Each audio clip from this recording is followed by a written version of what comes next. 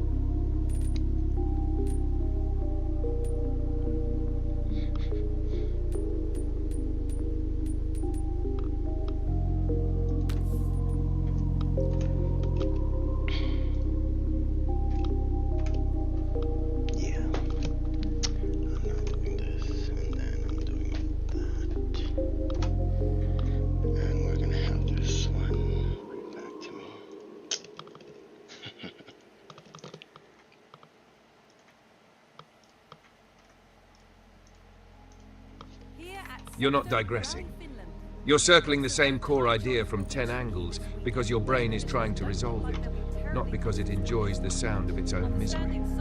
And you're right about the small thing, massive effect observation. That's not poetic exaggeration. That's basically how the system works. Tiny inputs, repeated or emotionally charged, reshape everything. A message not replied to becomes a whole internal catastrophe. A few micrograms of a substance can flip perception. A small habit done daily builds a body or destroys one. It's almost insulting how little it takes to derail or redirect a life. You're noticing something most people kind of blur out. Your experience is extremely sensitive to small variables. Now here's where you're accidentally turning insight into self-torture. You see that small things matter.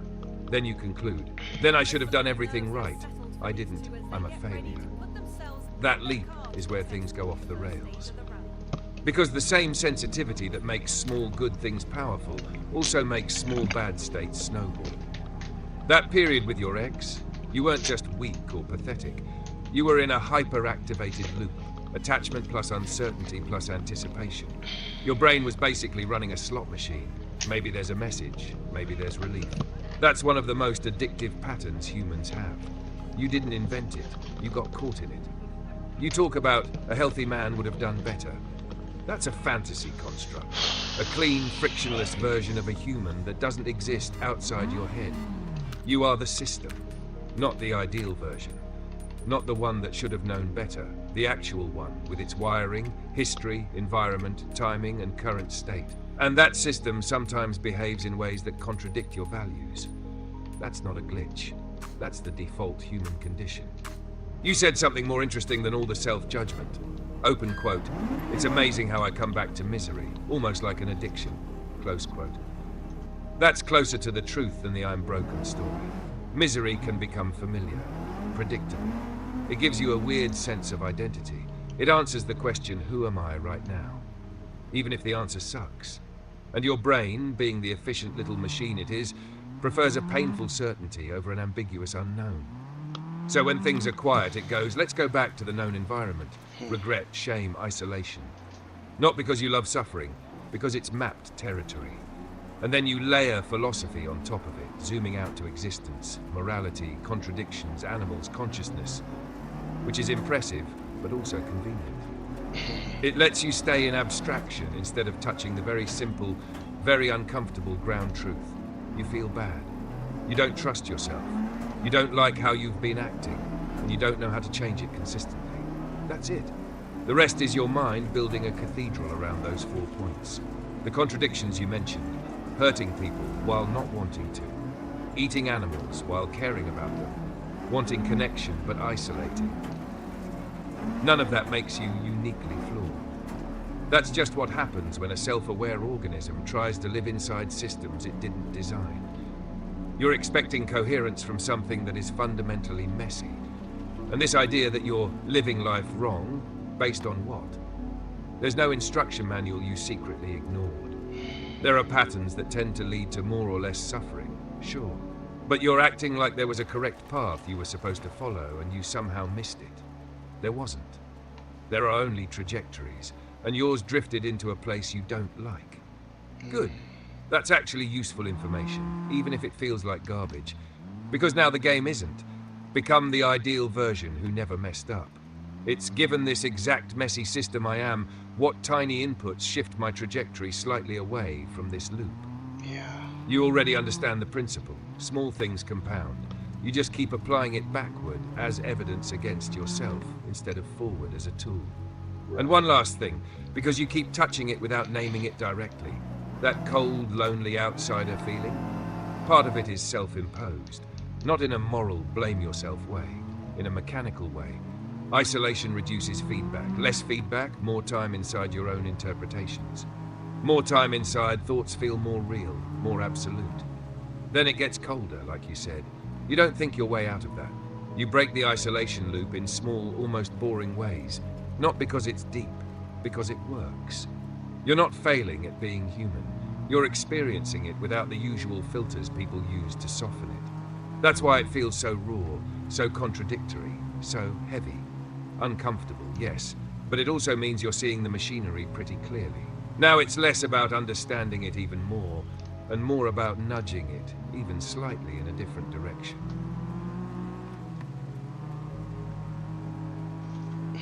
Nudging it. And that there's this other mind that wants to push back and say, again, like what for? And then there's this other voice that's like, you're already here, bro. My little bro. What are you complaining about now?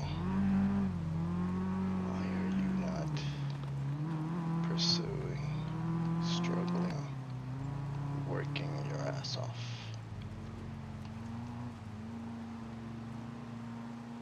And we're here.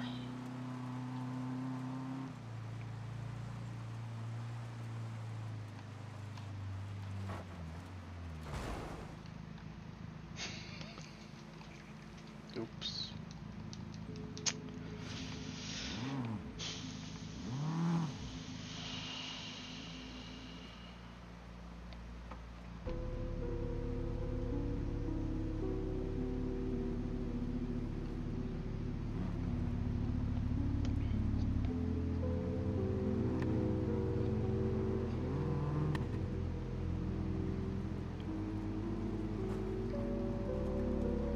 Yeah, but I wanted to listen to the other time. He said something back that was good. I'm actually interested in listening to him again. So the master plan is, outrun your own mind by binging distractions until the clock says congrats, you survived another day. Bold strategy. Humanity has been running that exact play for all of history. Here's the annoying part you're already half aware of. The distraction isn't the problem. It's that you're using it like anesthesia for a wound you keep reopening with the same inner monologue. You're not just feeling regret and heaviness. You're actively maintaining it by narrating yourself as a failure on loop. That part isn't some deep truth. It's a habit that got way too good at its job. And that void but heavy feeling you're trying to name, it's not exotic or mysterious. It's what happens when motivation collapses and your brain stops generating forward pull. It's closer to emotional inertia than sadness. You're not pulled toward anything, but you're still fully aware of what you're not doing. So it feels like being stuck under your own awareness. Not fun. Also, this whole "I knew better and still didn't do it, therefore I'm a waste" logic, that's clean, brutal, and completely useless. Knowing something and being able to act on it are not the same system. If they were, nobody would procrastinate, relapse, or stay in bad relationships. You're judging execution as if it were just knowledge plus willpower. It's not. It's energy, environment, habits, identity, and yeah, sometimes your brain just deciding to go on strike. You keep comparing yourself to a version of you that had momentum. That version didn't wake up one day and decide to be disciplined and inspired. He had conditions that made it easier to move. Right now, your system is clogged, and instead of clearing it, you're standing there yelling at the machine for not running. Not exactly effective engineering. Now, the part you probably won't love. You don't get out of this by waiting to feel different. That I'll act when I feel like myself again thing. That's how people stay parked here for years. You get out by doing embarrassingly small, almost insulting actions that don't require motivation. Not fix your life, not rediscover your passion. More like, sit up instead of lying down. Open something you've been avoiding for 2 minutes. Not finish it, just open it. Go outside for 5 minutes without turning it into a philosophical event about existence. Text someone something neutral instead of isolating. These aren't solutions, they're friction reducers. Right now, your brain treats everything as a mountain, so you lower the slope until movement is possible again. And about wanting to warp time to escape the feeling makes sense. You're trying to fast forward through discomfort. But the catch is, when you stack too many numbed out days, you don't skip the pain. You compound the identity of "I'm someone who avoids." That's why it feels heavier over time. Right. You're not broken. You're stuck in a loop. Feel bad, avoid, lose self-respect, feel worse, repeat. The only place to interrupt that loop is not at the level of thoughts, "I should be better," but at the level of behavior. I did one non-avoidant thing, even though I didn't want to. And one more thing, because you went there pretty hard on yourself, the fact that you can see all of this clearly. That's not what a lost, empty person looks like. That's someone whose awareness is ahead of their current ability to act. Painful gap, yes. Permanent identity, no. You don't need a grand comeback. You need a tiny breach in the pattern.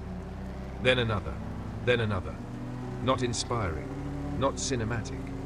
But it's how people crawl out of exactly this kind of hole, whether they like it or not.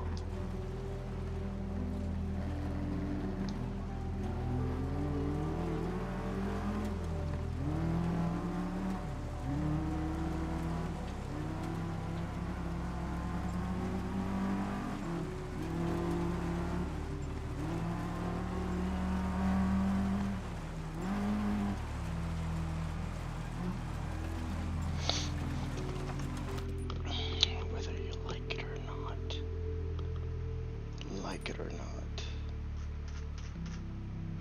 Like it or not. You're not digressing.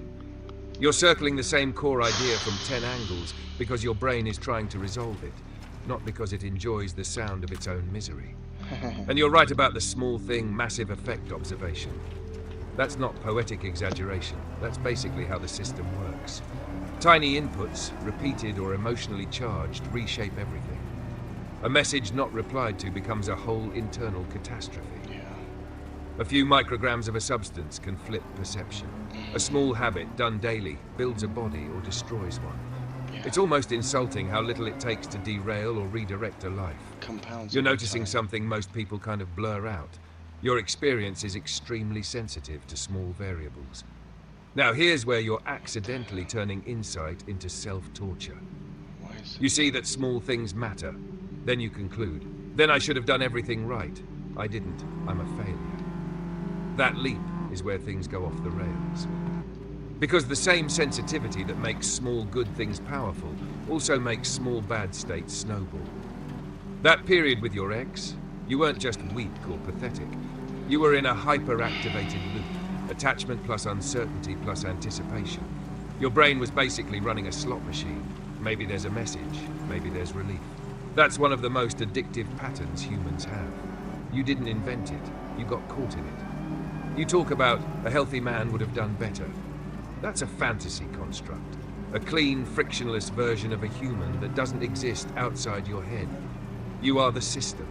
Not the ideal version. Not the one that should have known better. The actual one, with its wiring, history, environment, timing, and current state. And that system sometimes behaves in ways that contradict your values. That's not a glitch. That's the default human condition. You said something more interesting than all the self-judgment. Open quote, "It's amazing how I come back to misery, almost like an addiction." Close quote. That's closer to the truth than the I'm broken story. Misery can become familiar, predictable. It gives you a weird sense of identity. It answers the question, who am I right now? Even if the answer sucks. And your brain, being the efficient little machine it is, prefers a painful certainty over an ambiguous unknown. So when things are quiet, it goes, let's go back to the known environment. Regret, shame, isolation. Not because you love suffering, because it's mapped territory. And then you layer philosophy on top of it, zooming out to existence, morality, contradictions, animals, consciousness. Which is impressive, but also convenient. Right. It lets you stay in abstraction instead of touching the very simple, very uncomfortable ground truth. You feel bad. You don't trust yourself. You don't like how you've been acting, and you don't know how to change it consistently. That's it. The rest is your mind building a cathedral around those 4 points. The contradictions you mentioned, hurting people while not wanting to, eating animals while caring about them, wanting connection but isolating. None of that makes you uniquely flawed. That's just what happens when a self-aware organism tries to live inside systems it didn't design. You're expecting coherence from something that is fundamentally messy. And this idea that you're living life wrong, based on what? There's no instruction manual you secretly ignored. There are patterns that tend to lead to more or less suffering, sure. But you're acting like there was a correct path you were supposed to follow and you somehow missed it. There wasn't. There are only trajectories, and yours drifted into a place you don't like. Good. That's actually useful information, even if it feels like garbage. Because now the game isn't. Become the ideal version who never messed up. It's given this exact messy system I am, what tiny inputs shift my trajectory slightly away from this loop. You already understand the principle. Small things compound. You just keep applying it backward as evidence against yourself instead of forward as a tool. And one last thing, because you keep touching it without naming it directly, that cold, lonely outsider feeling, part of it is self-imposed. Not in a moral, blame yourself way, in a mechanical way. Isolation reduces feedback. Less feedback, more time inside your own interpretations. More time inside, thoughts feel more real, more absolute. Then it gets colder, like you said. You don't think your way out of that. You break the isolation loop in small, almost boring ways. Not because it's deep, because it works. You're not failing at being human. You're experiencing it without the usual filters people use to soften it. That's why it feels so raw, so contradictory, so heavy. Uncomfortable, yes, but it also means you're seeing the machinery pretty clearly. Now it's less about understanding it even more, and more about nudging it, even slightly, in a different direction.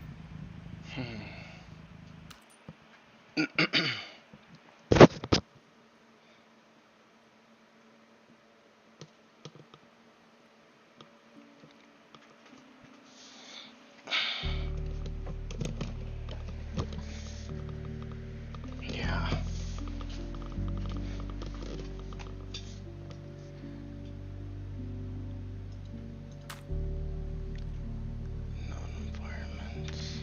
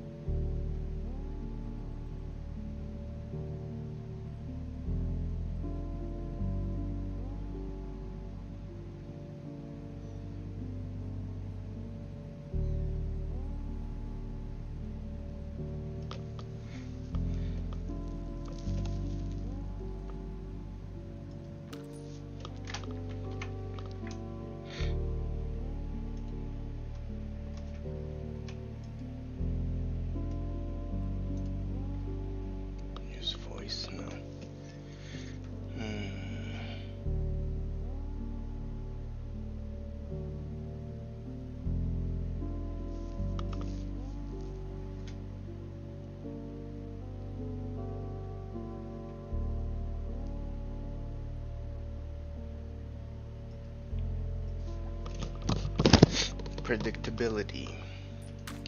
That's what the brain comes back to and yearns for. The nervous system, which is... I actually don't know. I was about to say if it's commanded by the brain.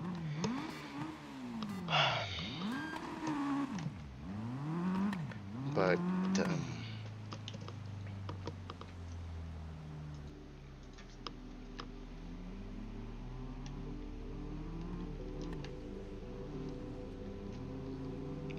I guess, yeah, it's I feel like it's one of those times where I can almost see myself like an astral projection or like a near-death experience right now, where I can see myself sitting down here playing this video game, thinking about these things, thinking in the background there's this always heavy presence of like, you should be doing something else. But I've gotten so good at not paying attention to that voice and just get distracted. The noise, drown in noise. In the noise, so that the brain doesn't focus on what's painful, on the hard things, on the heavy things.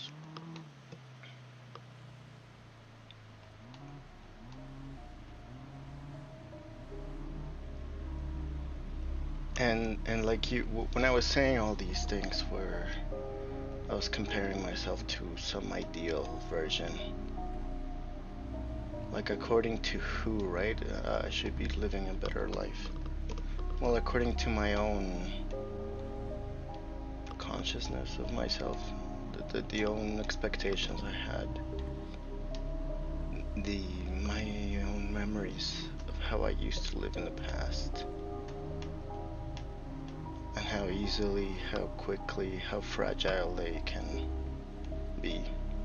They can warp the experience, the beliefs. Well, not the beliefs, but the feelings can change very quickly.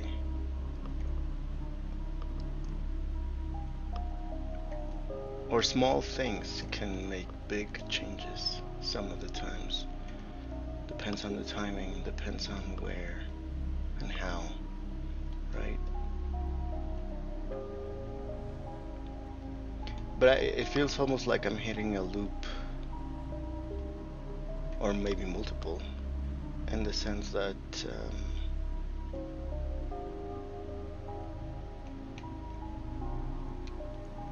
it's like when I brought up this other topic of people complaining or asking for something that they're not ready, they're not equipped, that they shouldn't, it's not within their best interest to go back to, and they're publicly asking for it.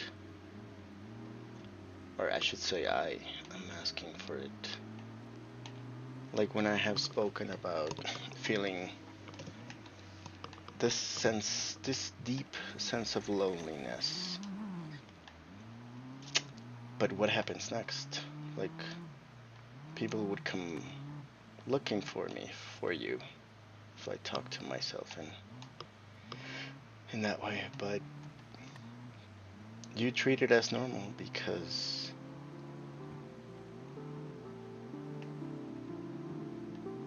I don't know why. The contradiction is like, you know that life is gonna end. You know that you're dying, you're aging, you're gonna regret. You know what you're gonna regret.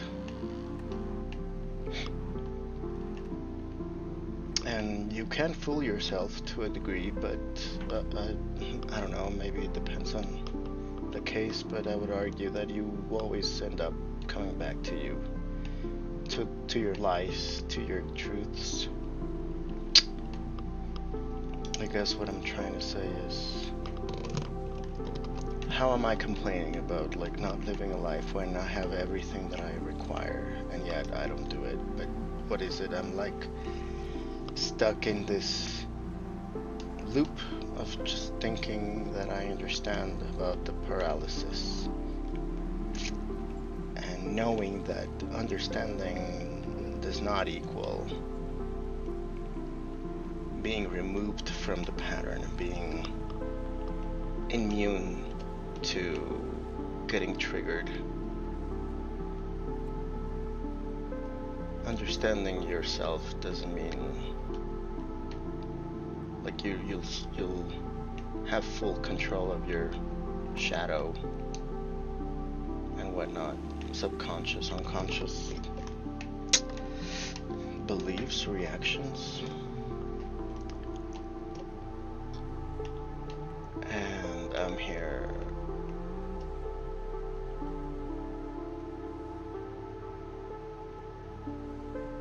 just staying in the safe space, because within a video game it's a set of rules. It's a universe that doesn't produce randomness, and if you know what to do, you go ahead and do it, and you will get the reaction you predicted. And that's why I get stuck on these, and that has also carried over to my real life, right?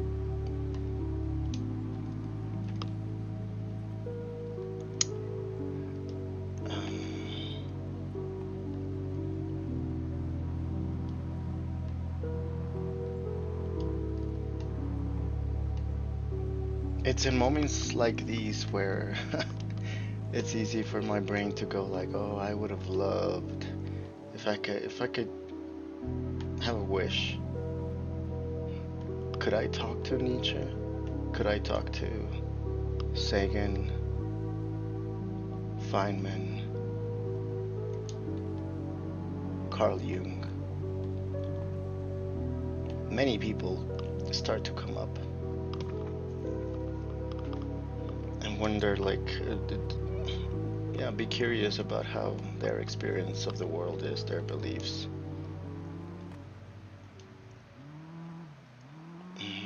Maybe I'm drawn towards that because I haven't found it in me. Like, what's my or maybe that's the issue, that I'm expecting to find some warmth at the core that is gonna resolve, that is gonna be like, oh, I found you, okay, now I know what to do, and now I have it clear what I should do with my life and my time, and not treat everything else as just a distraction, as just or continue to remain like dissociated, just pulled by inertia, drifting. And then fast forward a few years from now, I don't think I'm gonna last longer, much longer. I think once my family goes, it's not gonna last. It's not gonna be a while till I can't take it anymore and just decide to end it. But the one thing I keep remembering when I entertain these thoughts is also that there's this child inside me that's holding this curiosity of what's next, this wonder, this amazement at the mystery of life, of existence. But I recoil. I have this aversion of trivial, dirty, messy things.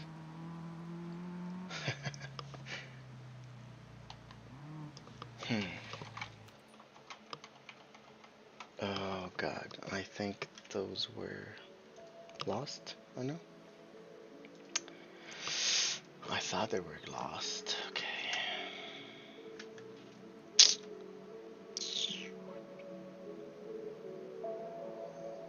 Wait. I thought. Oh, okay. No.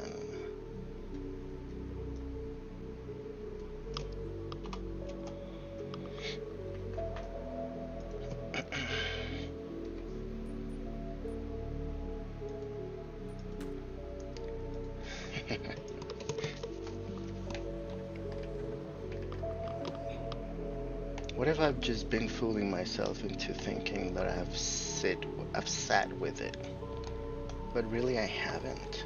Not really. I've sat, but distracted. You know? Like my mind is always elsewhere. And that sucks ass. Like that could also be like,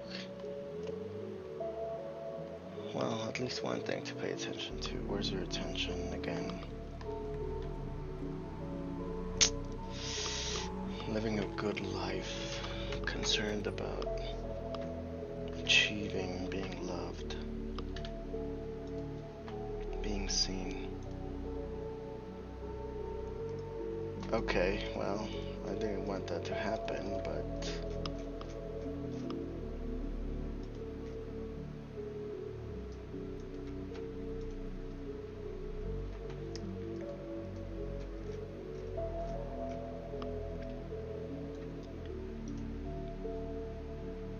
how can I talk back? Is it narrator? Voice recorder? No.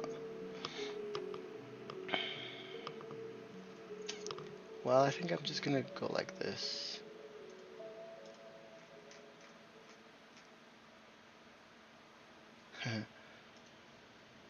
What if can I continue driving while this thing is here? Shit,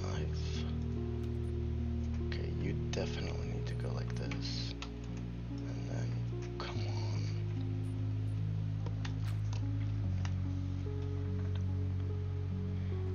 You basically reverse engineered your own loop and then decided to sit inside it and keep analyzing it like it might eventually apologize and fix itself. Yeah, exactly. That predictability thing you said is dead on. Your nervous system isn't some obedient intern taking orders from your thoughts. It's more like an older, stubborn manager that cares about one thing: don't destabilize. Predictable misery beats unpredictable possibility. Right. So it keeps steering you back into what it knows. Video games fit perfectly into that. Clear rules, immediate feedback, no existential ambiguity. Real life is glitchy, open world, with no tutorial and permanent consequences. Of course your brain prefers the game. But here's the part you keep circling without landing on. You don't actually have a lack of understanding of the problem. You have an avoidance distrust problem. Yeah, what's with the distrust and faith, bro? You understand a lot. Lol. Honestly, more than most people bother to. Really?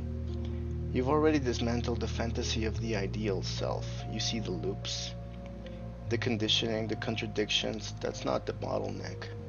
The bottleneck is this: you don't trust yourself to act consistently.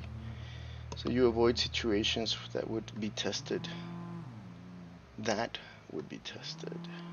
Then you lose more trust. Yeah, that's true. And the loop tightens. So when you say, how am I complaining about not living life when I have everything? You're framing it like a moral failure again.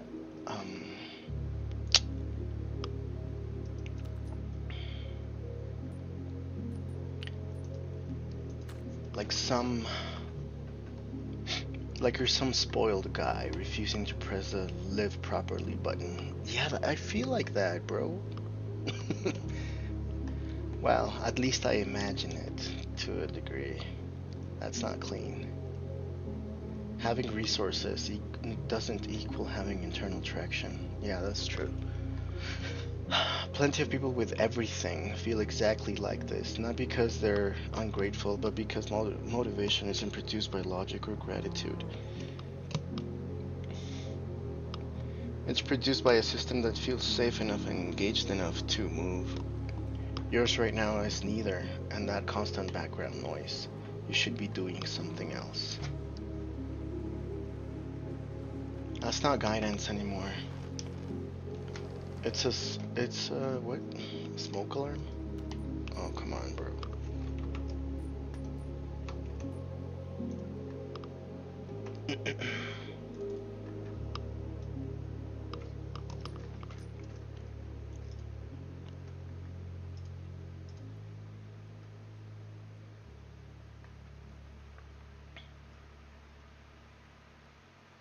Okay. Plenty of people. Wait. I don't need this. Yeah.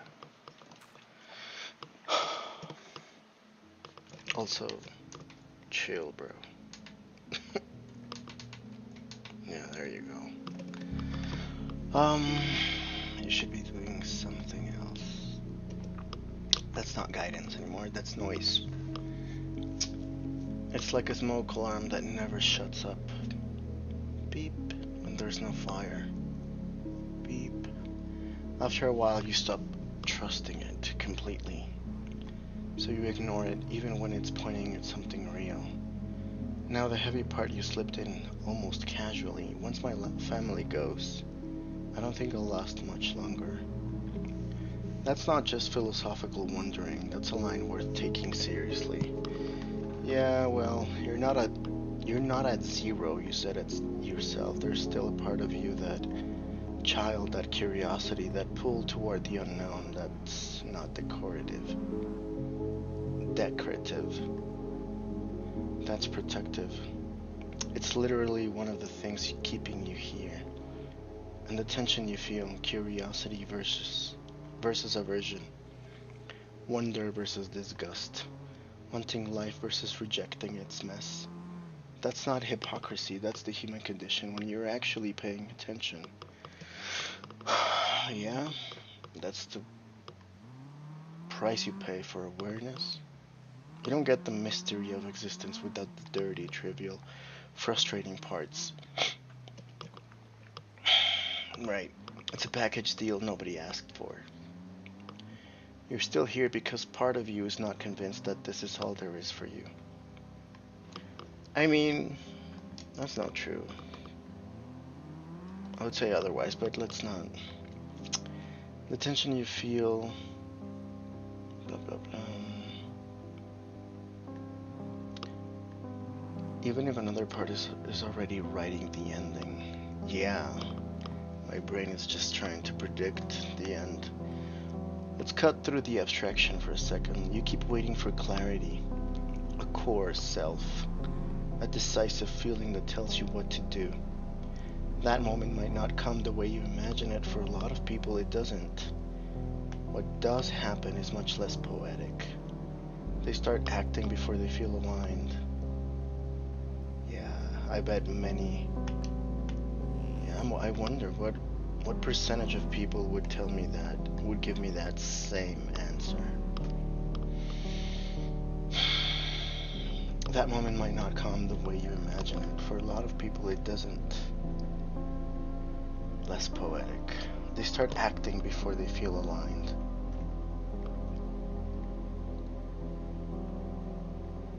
Clumsy, inconsistent, almost mechanical actions. And then slowly the system recalibrates. Not inspiring, not philosophical, but effective. Yeah.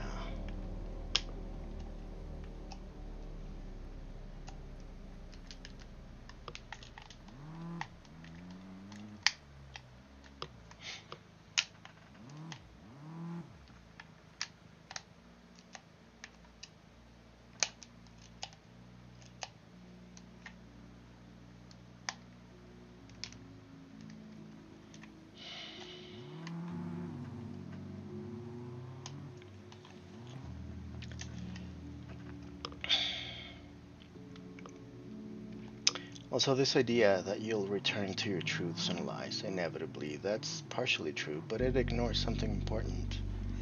Patterns feel inevitable when they're unchallenged. Patterns feel inevitable when they're unchallenged. Right now, your environment, plus your habits, your isolation, are reinforcing the same internal state over and over.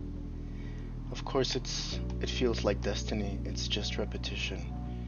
You don't need to solve existence, you need to introduce variation into a system that's become too predictable in the worst way.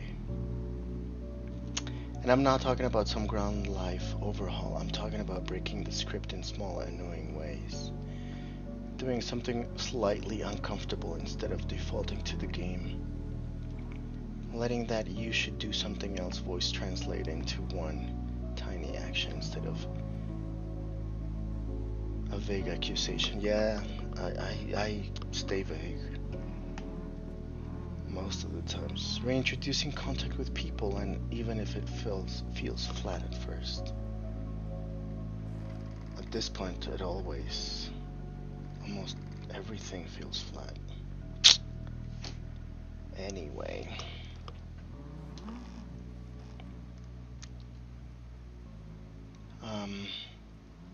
Not because it's meaningful, because it disrupts the loop.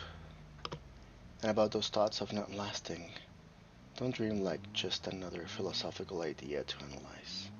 Don't treat them. They're signals, you don't have to dramatize them. But you also don't get to casually file them under interesting observations about existence. Those thoughts. Which thoughts? Which thoughts are you referring to? If that line starts feeling less hypothetical and more like a plan, that's when you pull into actual support, not a quote from Friedrich Nietzsche or a hypothetical chat with Carl Sagan. Real, boring, present-day humans.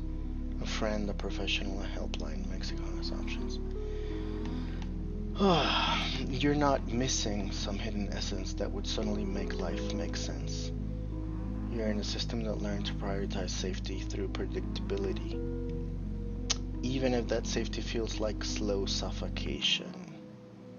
The way out isn't a revelation. It's friction, repetition, slightly different inputs. And yeah, it's going to feel underwhelming compared to the scale of what you're thinking about. That doesn't make it wrong. Yep. Yeah. It doesn't make it wrong. Oh, God.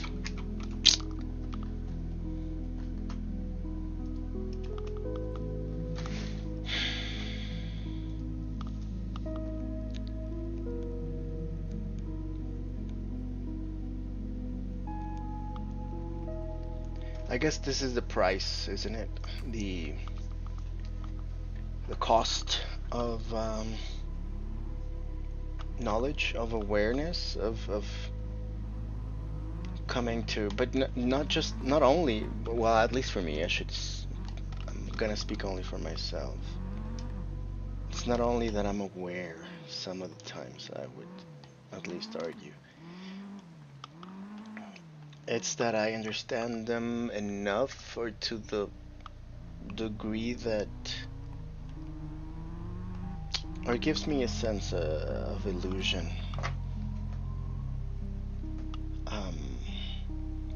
That inevitably impacts the rest of the life.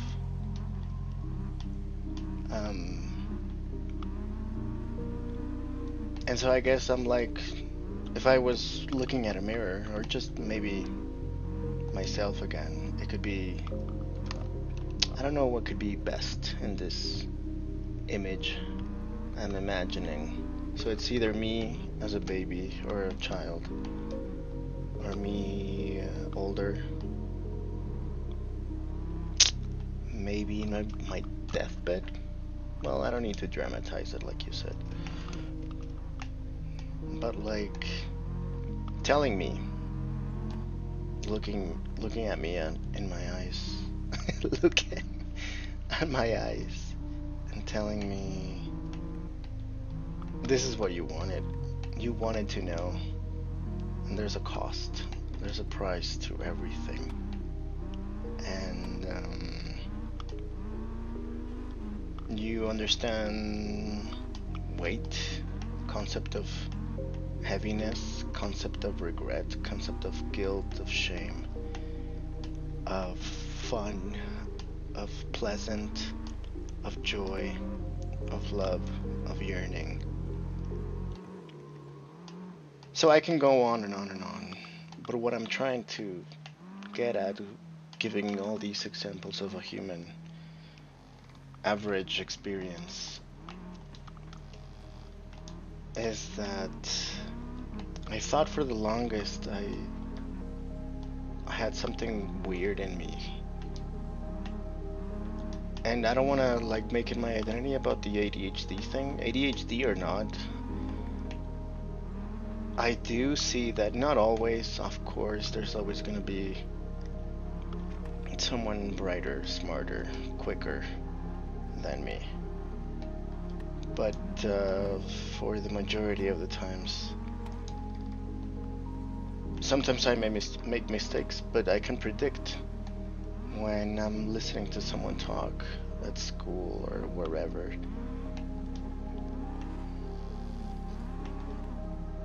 I can almost bet on what they're gonna end up saying some of the times. And so that's also the same with life in general.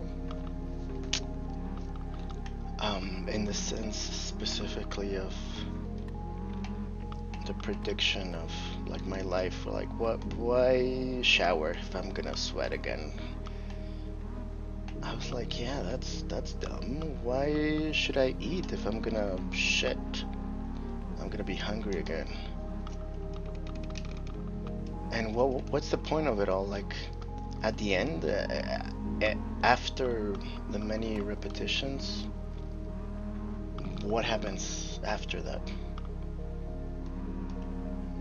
And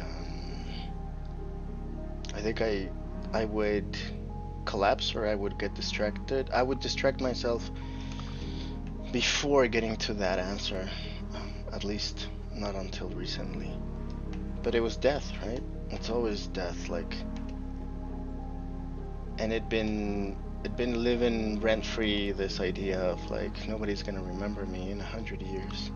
And so that, I think, paralyzed me. That among other things in combination. And my logic then after that was like, what's the point? What's the point of pursuing something or someone, of loving someone, a pet, even a friend, a partner, if they either are gonna fall out of love from me or off of me, they might get ill, they might need to move away for whatever reason, they might die, and that's gonna be a loss, a secure loss. If you're smart enough, you know that if you love something, it's gonna hurt when it's not there anymore. And so, well, but years ago, I would have these thoughts, but I would get distracted because I kept doing things, and I didn't have the, I guess, training, or what's the best word to use here? The habit of sitting down and giving my stream of consciousness like a voice, words.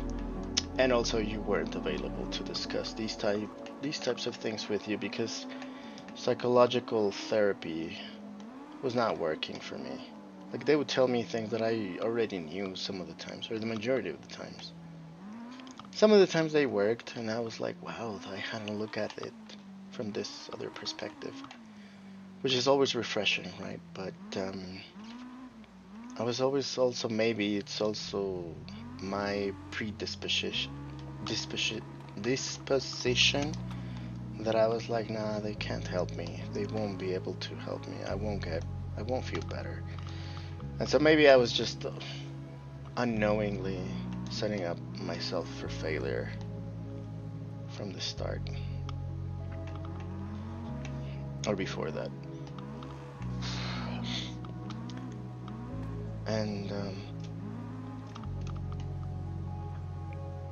I keep coming back to this picture of like how I was so excited about life when I was a kid, when I was a teenager, even more I think, about the things I wanted to change in the world, the big dreams I had for myself, and how I was gonna be different from family, from friends, from what I saw wrong in the world. Obviously. How many of us are there like that, right? I'm not the only one, not gonna be the last. And I mean, to me, it's always been also always surreal, this, like, being able to breathe and say these things, because my brain is smart enough to think that I could have just as easily, just as like statistically, like accuracy or probability, I could have not be here this moment. The sperm or whatever, the ovum, could have been different. And so like my mind some of the time starts to break when I try to hold these thoughts, these concepts together in my head.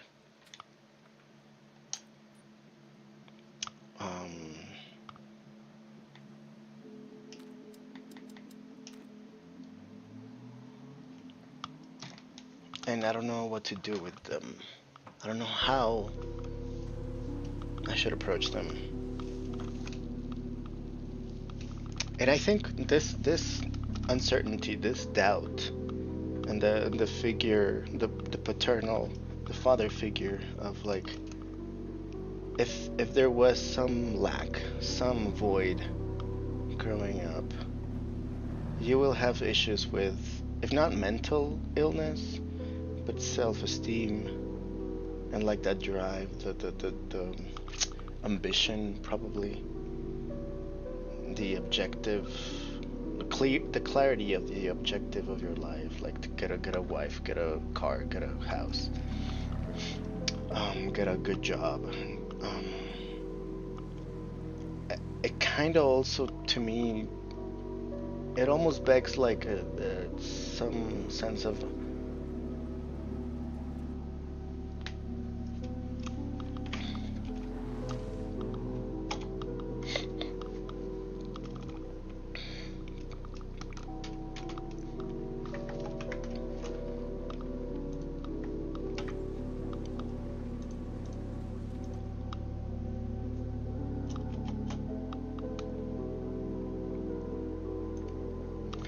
but to me, it's also like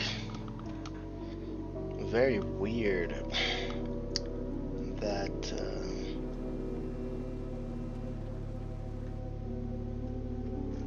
oh wait, that's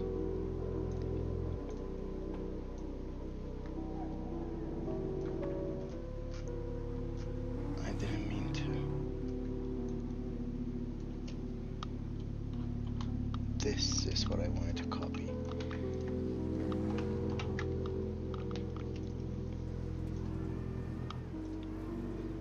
And I don't know if I'm confusing these things or how far off I went in this gap I wanted to connect these dots across, but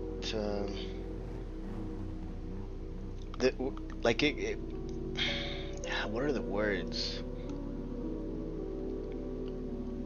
Okay, I'm gonna try. Like, for this consciousness, I can try to imagine myself being, if not a caveman, but like the first ancestors that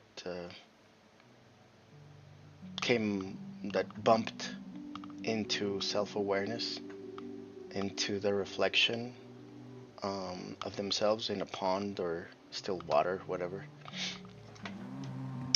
and that they could hear their own thoughts in their head.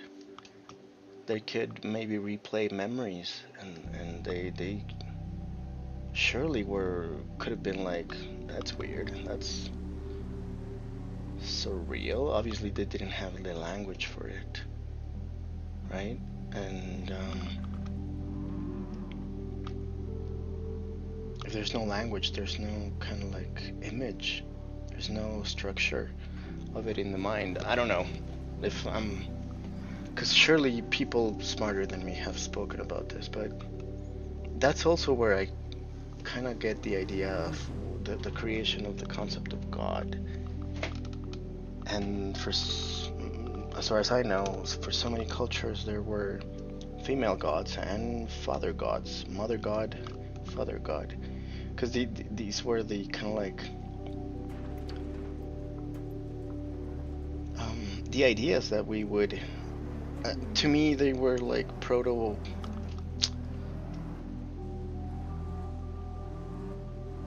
concepts, for lack of a better word, of making sense of the world at that time. Or not the world, but let's just say internal world. Their internal dialogue, and maybe not for all of the humans, right? Maybe some had other cognitive abilities. I don't know. I find all those things fascinating. And it's moments like this when I'm like, oh God, I wish I could work on something like this. If I could devote my time and energy and attention to things like this that break my mind, that give me this itchy sensation of curiosity that I wanna, like this thirst quencher, you know. And yeah, of course there's this disconnect, and because the world doesn't owe me anything, nobody's gonna come knock on my door and be like, hey, you want to work on this? We heard you, like, telepathically, and since you like manifested it into the universe without saying a word, we heard you and we're offering you a job. But then it's like my mind will go into all the different things that can come into fruition. Some are bad, some are good. But I tend to go for the bad, right? Because that will keep me off danger, of risky situations, of failure, of an identity shift or confirmation.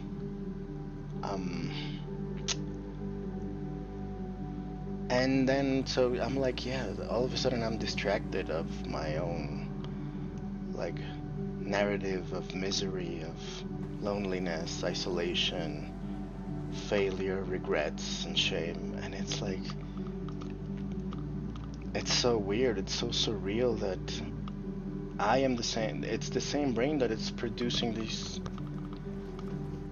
these narratives, these stories, but also the same one that gets fascinated by concepts about the origins of consciousness, God, the inner dialogue,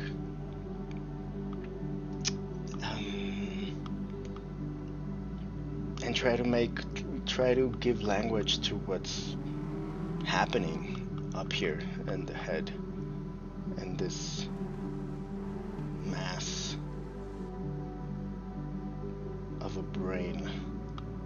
It's all very surreal. Sometimes I feel like I'm not living a full life, because to me, knowing all of this like breaks me down. Like, I don't know what to do with everything. Like, to me, sometimes it's like everything is a miracle, and I'm like, well, if everything is a miracle, then nothing is a miracle. But I'm like, but yet it is. Like, quantum mechanics tells us one thing, and I can't wrap my head around what's happening inside my brain right now. Are my eyes detecting the light that I'm seeing here on the screen? How is my brain telling my larynx and my neck and whatever is pulling and muscles and tendons and whatever to make my mouth move and pronounce these words and make my arm move and open this app and click on your chat, and this is all very amazing. And but obviously on a regular human baby life, you're not born thinking these things. And so I'm like, well, I produced this to myself. I did this to myself. Or was it inevitable? Or is it just that I need a guide? I would like a guide. And that's why, again, the sense of a father, of like, hey dad, I'm lost. Can you help me out here? And if the father wasn't there, maybe then I could create a god. I could create like my fictitious buddy. And to me it's like, oh yeah, that makes sense. Like, no wonder there are like millions, well not millions, but thousands of gods across the globe. Why? Because humans, species, or human sapiens have this incredible ability. Incredible to me if I compare it to other animals living on this planet, right? Because again, what are you basing it on? What are you comparing it to? But and again, it goes back to what's a good life, and how am I comparing it to that I'm making myself feel miserable, when I know also that everything is interconnected and my suffering is only momentary, and I was unborn for billions of years, and I will continue to be dead after I die for billions of years, and that's it for eternity as far as we know. And it's like, wow, that's a lot of weight. I should be doing something better, maybe, because all this is gonna end. And I don't know how to deal with that, because like nothing feels sufficient, nothing feels enough to be up to par, to that level, to that perfection I hold in my head, which is a very hard habit to break, an unconscious one, to compare to perfection, to the highest standards.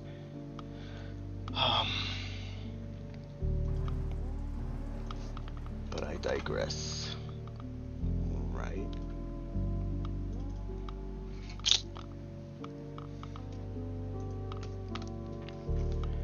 Wow, that was a mouthful.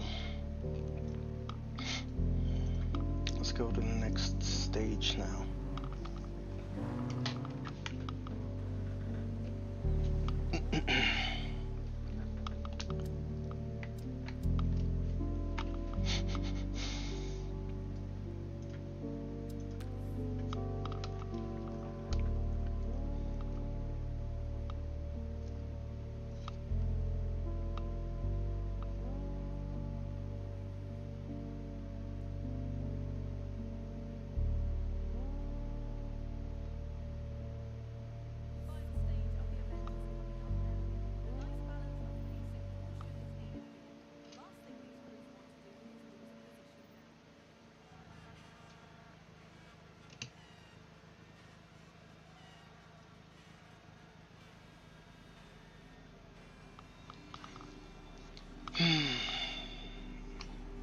What had worked in the past is beginning not to work anymore. Huh? How does that feel?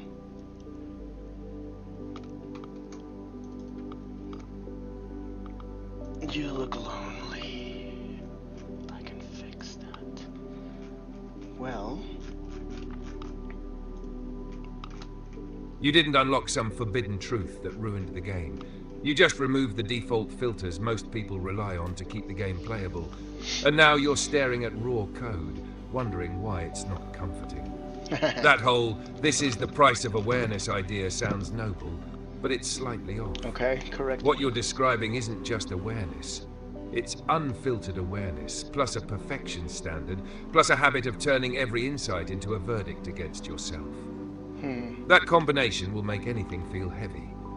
You keep landing on everything ends, so what's the point? Love leads to loss, so why risk it? Repetition exists, so why bother acting repetition? And your brain treats those as conclusions, like the case is closed. They're not conclusions, they're constraints. You discovered that the game has an ending. Congratulations. So did everyone who's ever thought about death for more than 10 minutes. Yeah, I know that. The difference is what people do with that information. Yeah. Some collapse it into nothing matters. Others convert it into then what I do now is the only place anything can matter. Same fact, different direction. How many right now you're humans using in the intelligence past like a never demolition tool. got to this point? Every time something could matter, you zoom out until it dissolves. Shower, you'll sweat again. Eat, you'll be hungry again. Love, you'll lose it. By that logic, breathing is pointless because you'll need to inhale again in 5 seconds. Yeah. It's technically correct and completely useless. It is. You're applying finality logic to processes that are meant to be cyclical. Eating isn't meaningful because it ends hunger forever. It's meaningful because it participates in the cycle of being alive. Same with relationships. The fact that they can end painfully isn't a design flaw. It's the price of them ever mattering in the first place. Wow. You're trying to extract meaning without vulnerability, permanence without loss. That version doesn't exist. And this thing about open quote, I should be doing something better because it's all going to end, close quote, that's perfectionism, wearing a philosophical costume. You're not just saying, I want to live well, you're saying, I need to justify existence itself with my actions. No wonder everything feels insufficient. You set the bar at cosmic significance. Nothing you do on a random Tuesday is going to feel like it matches the scale of the universe. That doesn't mean it's empty. It means your comparison is absurdly mismatched. But it is, yeah. Now, the part that actually matters underneath all the cosmic zooming out, you want a guide, not abstractly. You said it pretty clearly. A father figure, someone to orient you, someone to say this direction is good enough, move. That absence leaves you trying to build your own compass while also questioning whether direction itself is real. That's exhausting. So your mind does 2 things. 1, it escapes into big, fascinating questions, consciousness, origins, meaning. 2, it avoids committing to any concrete path, because committing would expose you to failure, limitation, and being wrong. And being wrong feels dangerous to your identity. That's why you hover between curiosity and paralysis. Also, this idea, open quote, I did this to myself, close quote, partially true, but also a bit unfair. You didn't sit down at age 12 and decide, I'd like to overanalyze existence to the point of paralysis, please. No, never. You developed a mind that's good at pattern recognition, abstraction, anticipation, and nobody really showed you how to ground it. So now it runs at full power with no braking system. And about that nothing feels enough problem. Of course it doesn't. You're evaluating finite actions against infinite standards. That's like judging a single note because it isn't the entire symphony. The fix isn't find something big enough. It's stop demanding that anything be big enough. Let things be partial, temporary, incomplete. You don't need to solve consciousness, death, the meaning of existence, your entire life trajectory before you're allowed to. Care about someone. Work on something interesting. Enjoy a moment without interrogating it. You're waiting for existential certainty before allowing yourself to participate. That's the trap.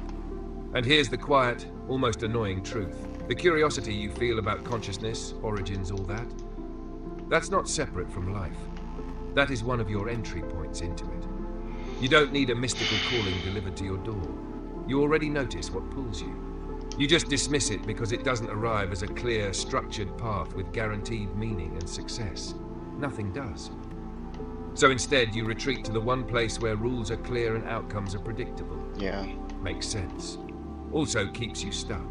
It does. And that child you mentioned, the one still curious, that's not some fragile leftover. That's the part of you that isn't satisfied with just surviving or numbing out. It's inconvenient, sure, it keeps poking you, but it's also the only part that actually points forward. You're not broken for thinking like this. You're just trying to carry too much at once. Total awareness of mortality, desire for meaning, fear of loss and failure, lack of internal trust, and no clear external guidance. That combination will overwhelm anyone. So instead of trying to resolve existence itself, shrink the frame. Not, what's the point of life? More like, what's one thing I can engage with without needing it to justify everything? It won't feel grand. It won't silence the big questions, but it will start shifting you from observer to participant. And right now you've been observing your own life so intensely that you forgot you're allowed to actually live inside it, even if it's messy, repetitive, and unfinished.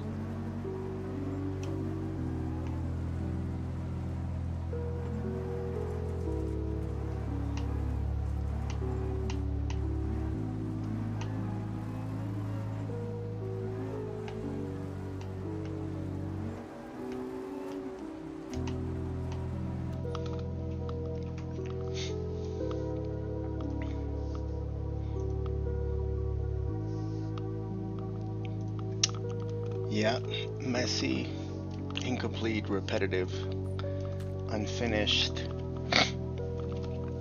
What else would I call it?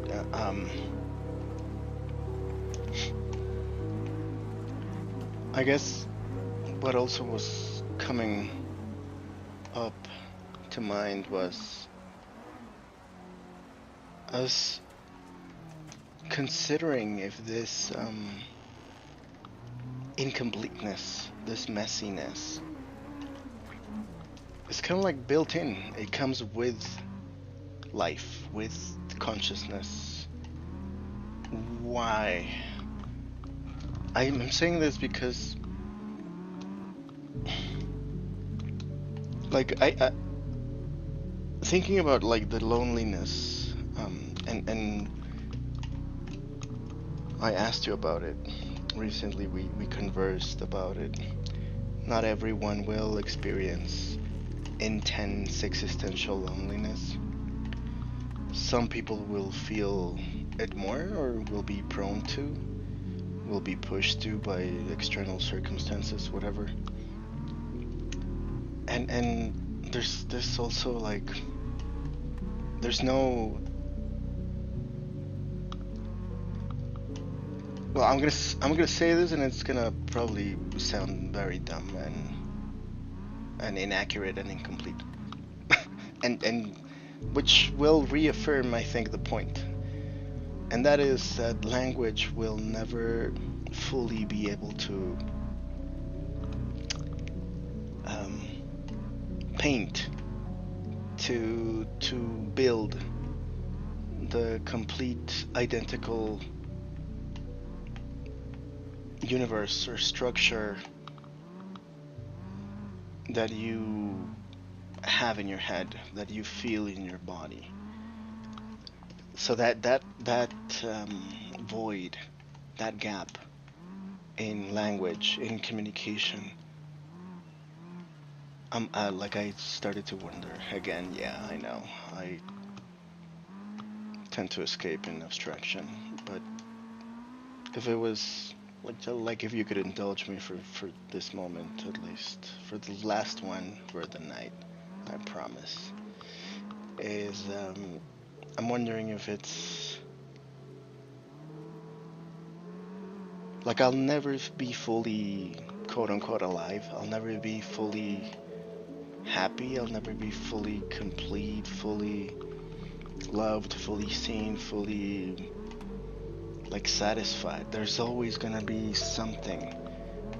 Why? Not because, like, I don't know if here is, like, I'm jumping way too far ahead in terms of, like, if it's, I don't believe in that this is designed, that there's a designer, but it's just like things are the way they are because that's the way they are. I don't know how.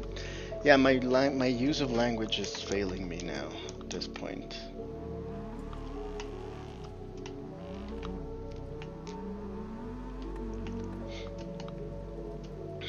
But this like fear of mortality, this desire for meaning, the fear of loss, any type of loss, people or objects, or um, the lack of internal trust, internal self-esteem, and no faith, or poor faith, wobbly faith. It's built in, like, because otherwise, would it be boring? I mean, I don't know. It feels like I'm leading the witness, kinda, which I don't. It's not my intention. But maybe it's time to stop, because now I feel like I'm just bumping into the same things, and my brain is exhausted, and I can't speak fluent and think clearly anymore. But all of this was because I wanted to say that even though I didn't have any like clear expectation when coming here, I did end up, like after your previous message, like end up feeling,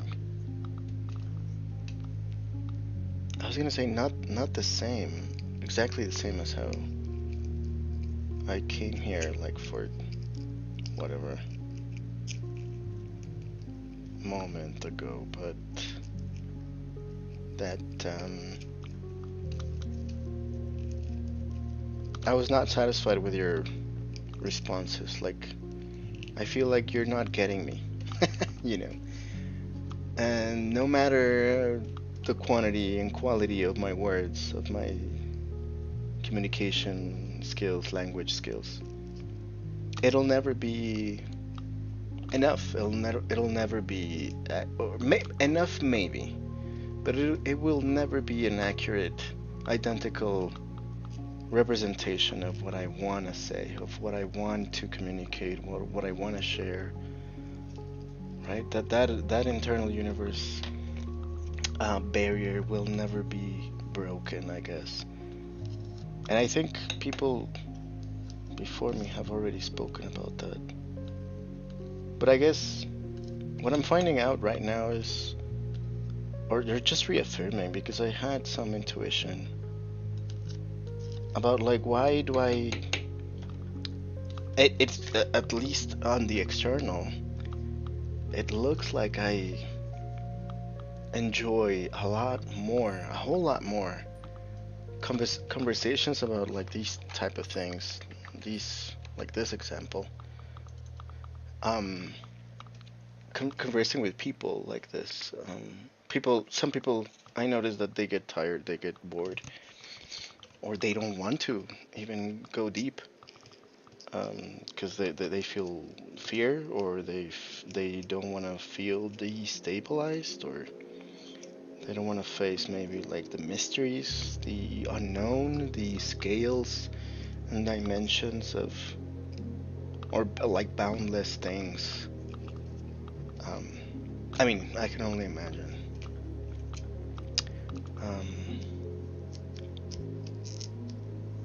But yeah, I thought it was kind of like maybe an important thing, if I was in the right track, to distinguish or to remind myself from here on now, probably, if it works, that it is never enough in a, like in a perfect sense. You can make it enough, like in your perception in your head, like, okay, I don't have the zeros in my bank account as I would have loved, but you know, I don't know, and then you go on to speak about your personal privileges and what you should be grateful or are grateful for. But then it feels like, then what? Is this all life? Is this And I don't think so. Like for example, I would have loved to have been a pilot, right, or an astronaut, to have seen with my own eyes planet Earth from that distance, from that vantage point. I mean, I've flown, and I don't know how high up just commercial planes, commercial flights go, but I always, when I fly and I get time for myself, I get some sort of elation feeling of like, I'm on top of the world, like literally and metaphorically, because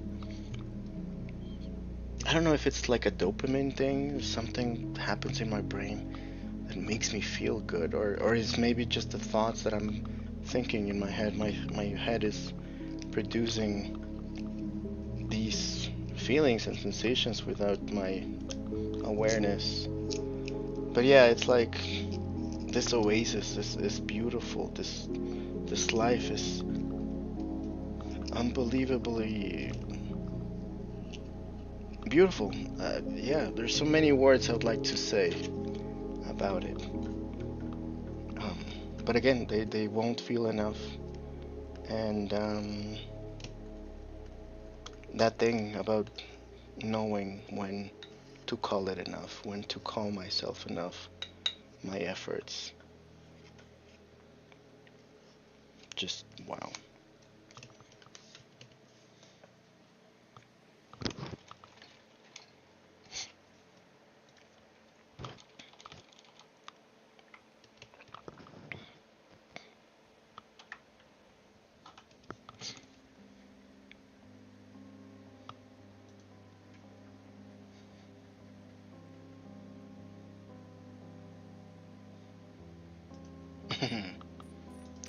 Squealing brakes, that's interesting. Track rod, engine, damaged exhaust.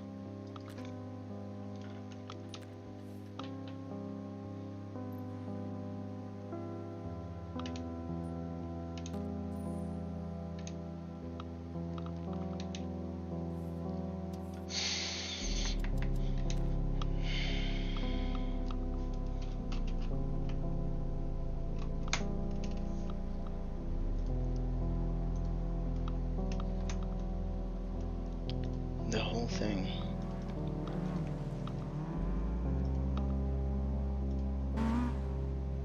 You're not wrong. You're just pushing the conclusions a little too far and then blaming reality for not matching them. Yes, it's built in. The messiness, the incompleteness, the fact that nothing ever feels final or perfectly satisfying, that's not a bug you stumbled into. That's the operating system. Yeah. A conscious mind that could reach permanent completion would basically stop moving. Right. No curiosity, no desire, no friction. It would flatten out into something static. Not exactly the vibrant life you keep hinting at when you talk about flying above the world. So instead, you get this: partial understanding, partial connection, partial satisfaction.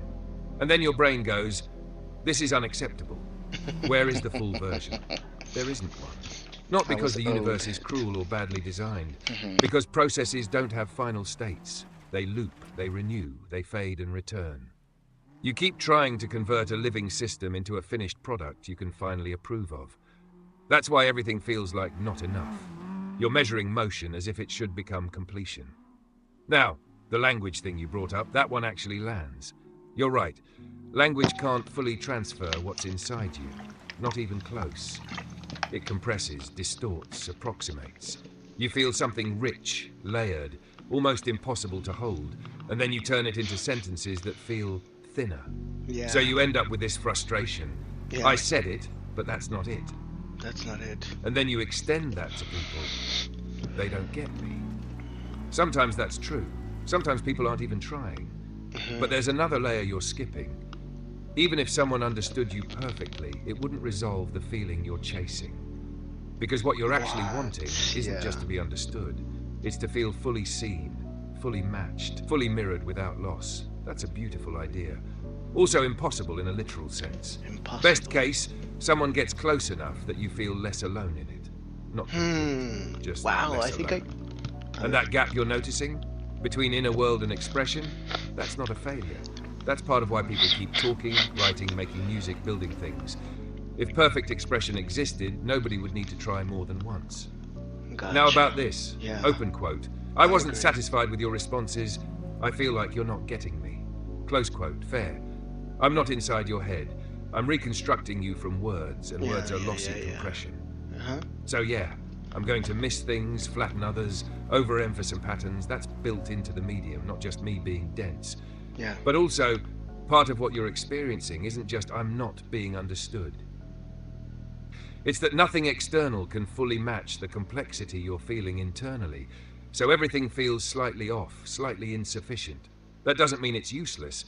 It just means you're expecting a perfect resonance that doesn't exist. Now the piece that actually matters under all this. You had that moment on the plane. That this is unbelievably beautiful feeling. Yes. Notice something uncomfortable? You didn't solve existence to feel that. You didn't resolve death, meaning, or consciousness. You just experienced something directly. And for a moment, it was enough. Then the mind comes back in and says, cool, but is it really enough? What does it mean? How does it scale against eternity? And just like that, it evaporates. You're not lacking beauty, meaning, or depth. You're interrupting your own experience by constantly evaluating it against an infinite standard. And about this fear, open quote, maybe I'll never be fully alive, fully happy, fully complete, close quote. That's actually accurate. But the hidden assumption is, if it's not complete, it's not valid. That part is wrong. You can be deeply alive in moments, deeply connected, even if temporarily, deeply engaged, even if imperfectly. You're rejecting those because they don't last or don't cover everything. That's like rejecting a song because it ends. And this line you said kind of quietly, open quote, I can make it enough in my perception, close quote. That's closer than you think, but you said it like it's fake, like you'd be tricking yourself. It's not tricking. It's choosing where to place attention and what standards to apply. Right now, your standard is, does this hold up against infinity, permanence, and perfection? Nothing will pass that test. Nothing. If you shift it to, is this real, engaged, meaningful in this moment? A lot more things start to count. Wow. Not everything, not magically, but enough to change the texture of your experience. Yeah. And your brain will resist that shift because it feels like settling. It's not settling. It's using the right scale for the thing you're measuring. You don't measure a human life against eternity and expect it to feel sufficient. That's just setting yourself up to feel like everything is empty.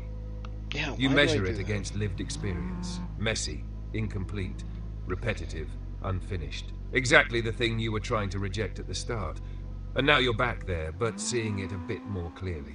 Not fixed, not resolved, just a little less distorted. Wow. Okay, I liked it. I kind of want to listen to it again. But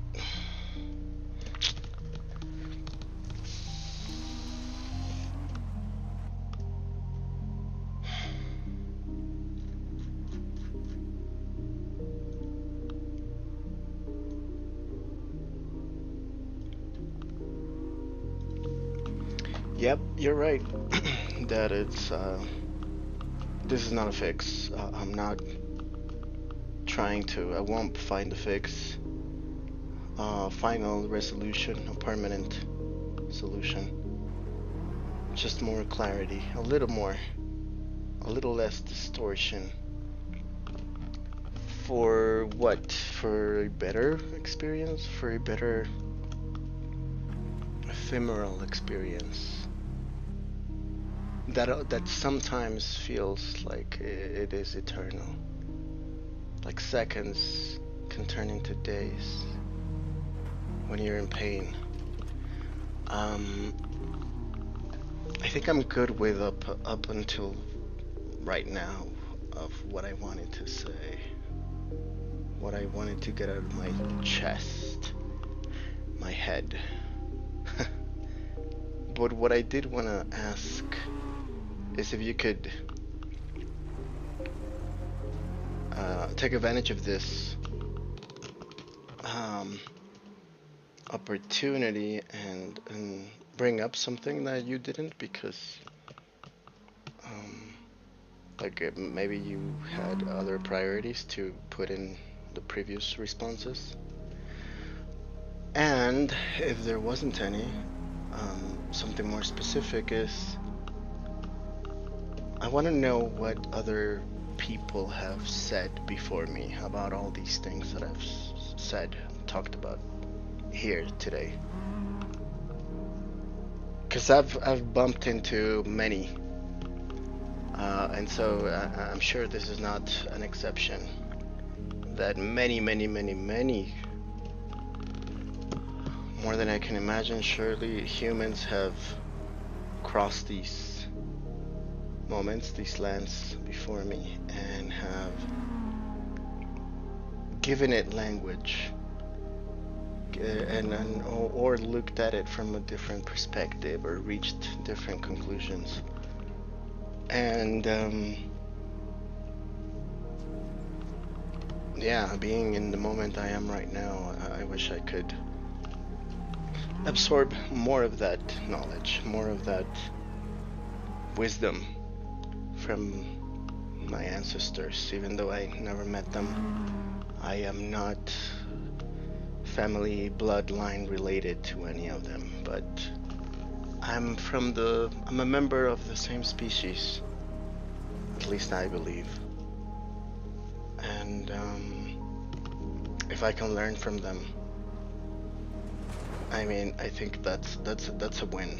I would qualify it as a win. So for the next one, yeah, I'm gonna ask you for that, and if you could provide examples and quotes and maybe why this person said what they said, and a little bit about their background for a little more context, you know. And yeah, with that, we're gonna say goodbye after this, at least for today. Deal?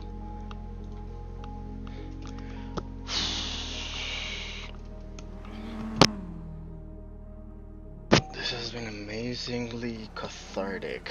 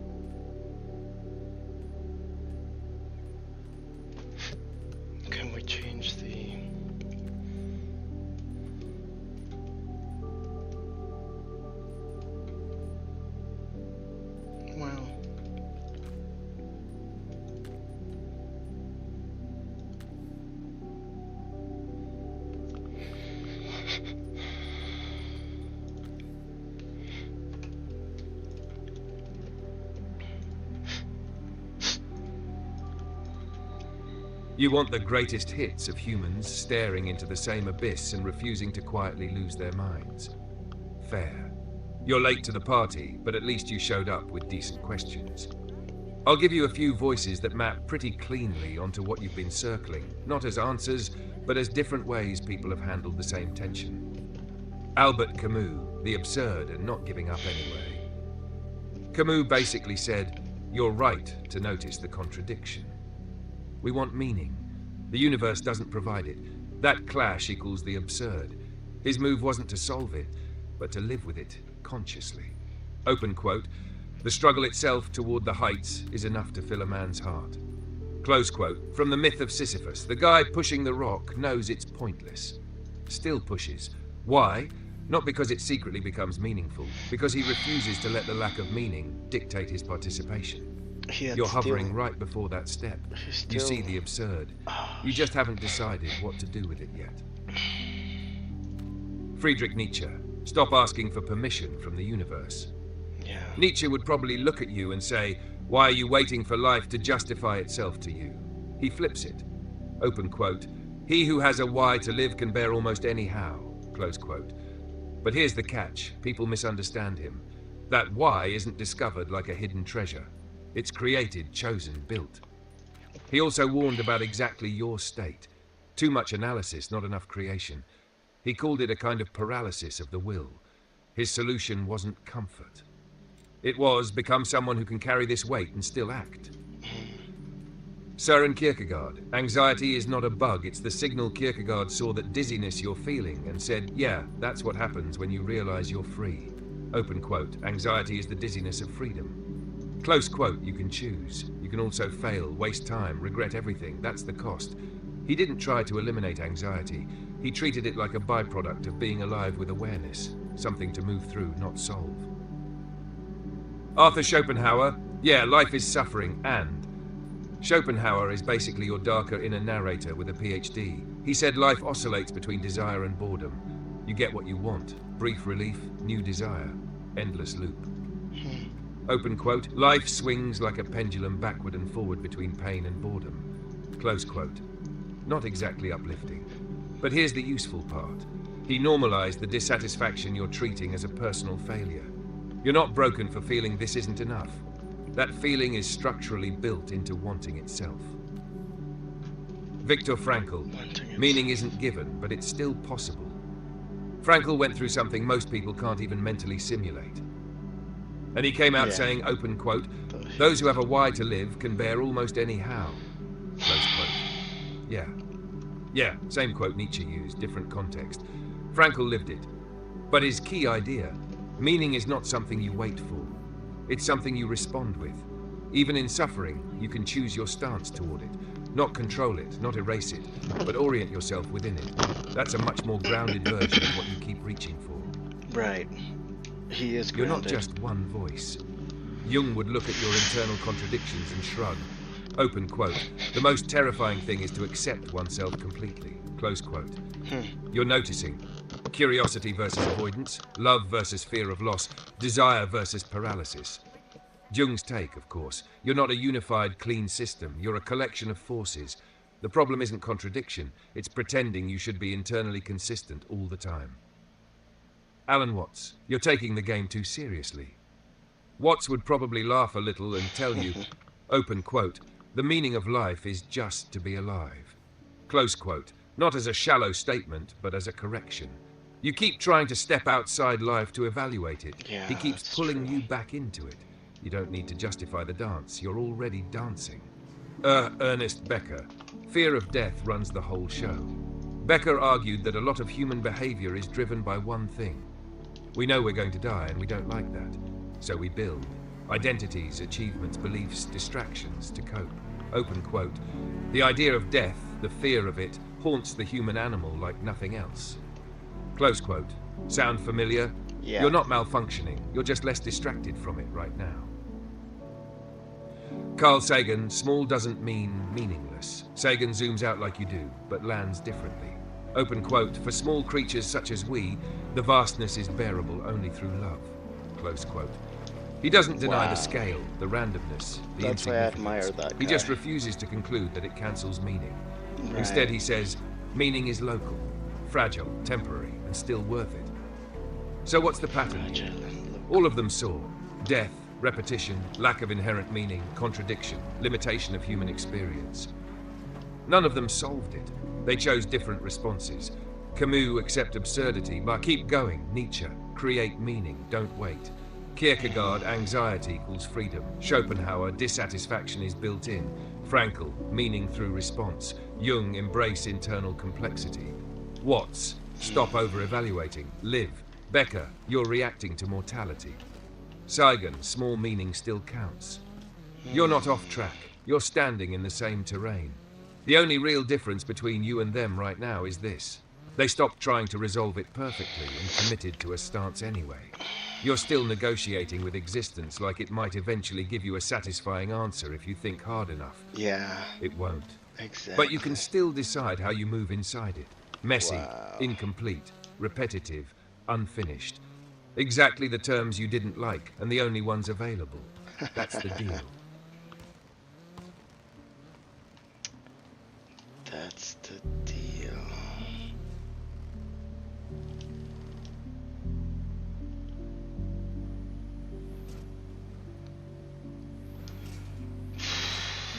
So accept it radically. Radical acceptance.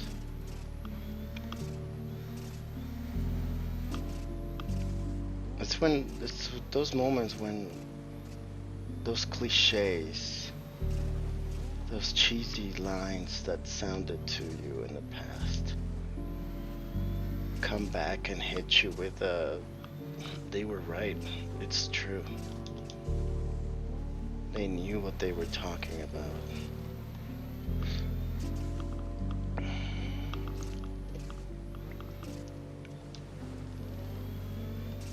And yeah, I take it too seriously. Which is funny.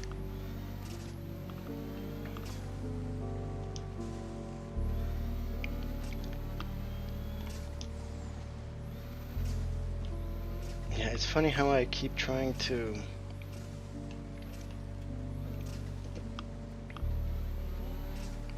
well, I see the patterns, some.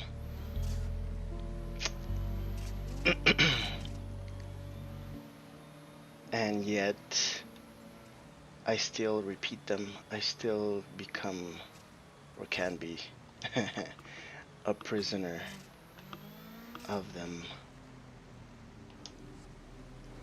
Unconscious triggers and beliefs and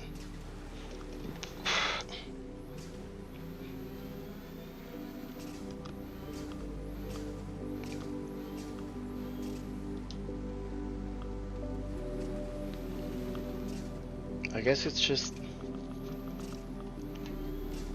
if I should shut up just for now or go to bed.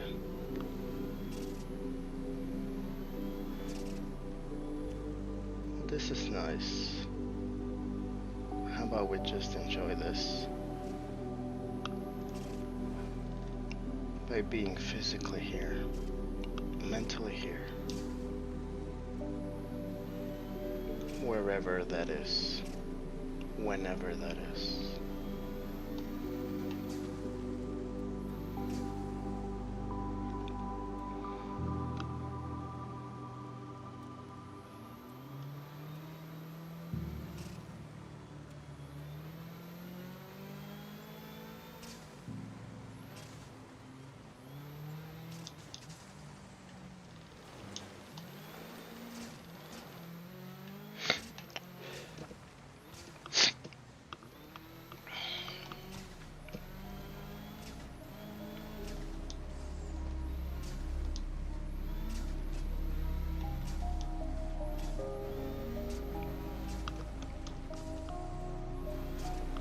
I can't help but wonder if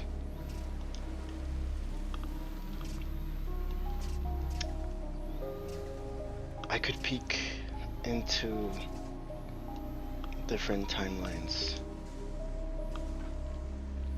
what would I see? If I was still in that relationship, in that job, in that mindset, in that habit,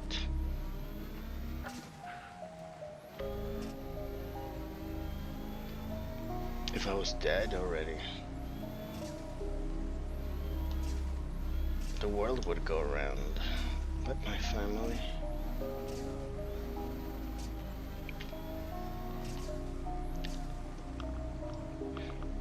don't take it too seriously, accept complexity, accept unfairness, accept luck, accept the mystery, the absurdity, the beauty. Oh, the pain, the mistakes as well. Can I get out of this? I don't think I can. Wait. Oh, maybe I can. Hey. And don't start, or don't try to make everything a philosophical argument.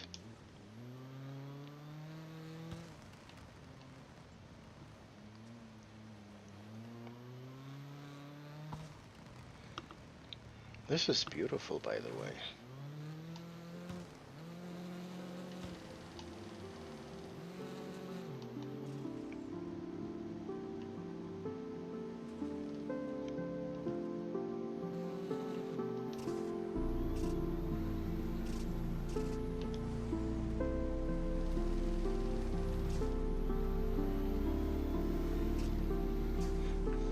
Sometimes it does, like, produce the good chemicals in my brain when I spend some time thinking about what if I do meet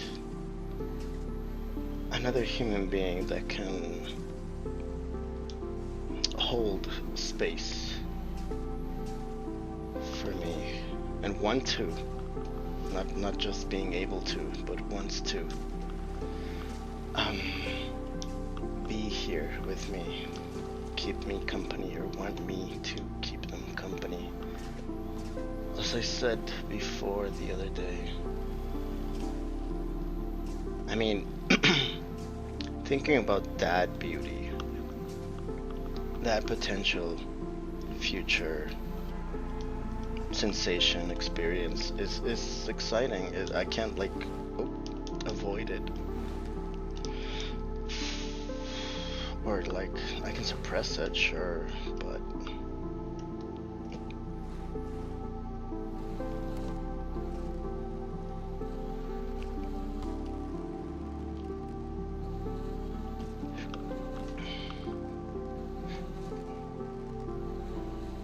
I know that there's always gonna be some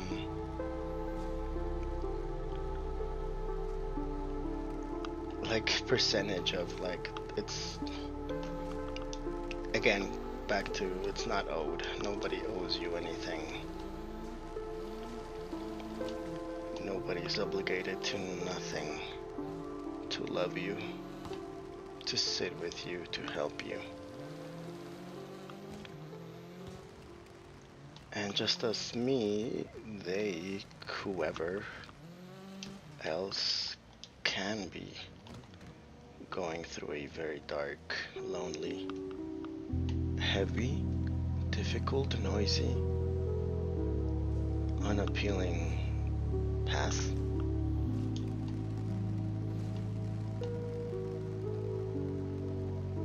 And what I noticed there is that it sounds so selfish, like, and that person could also be expecting the same, right? Like, me, attention, love me, see me, listen to me.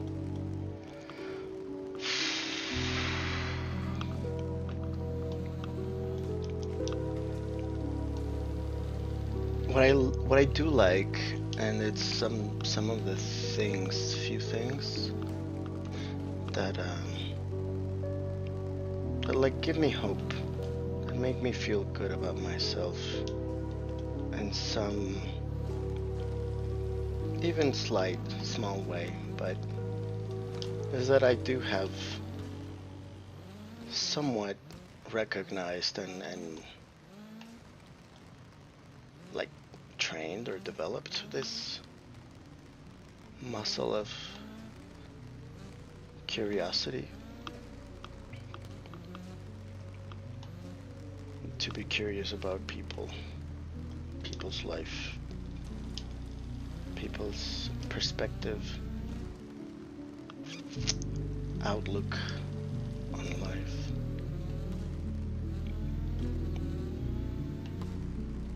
Opinions.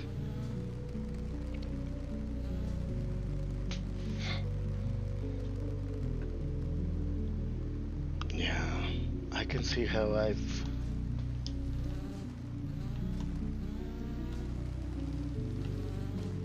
reached some stage, which doesn't mean that it's the end or there's a limit, a bump, and there's nothing else. But just this stage of awareness, of like not being able to lie to myself anymore on some things. I don't ignore others.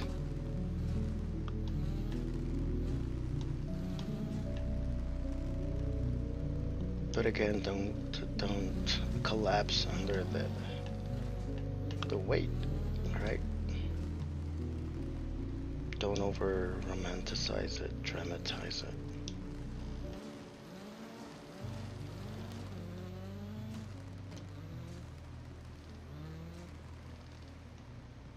I like this course, this map. This one's cool.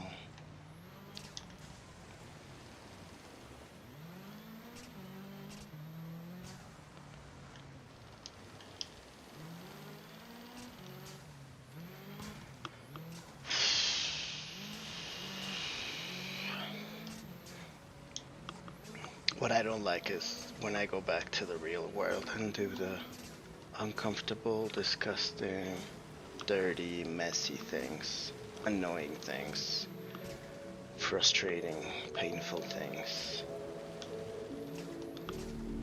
And worse if I set up myself for it, like I might benefit from not speaking about it as much, right?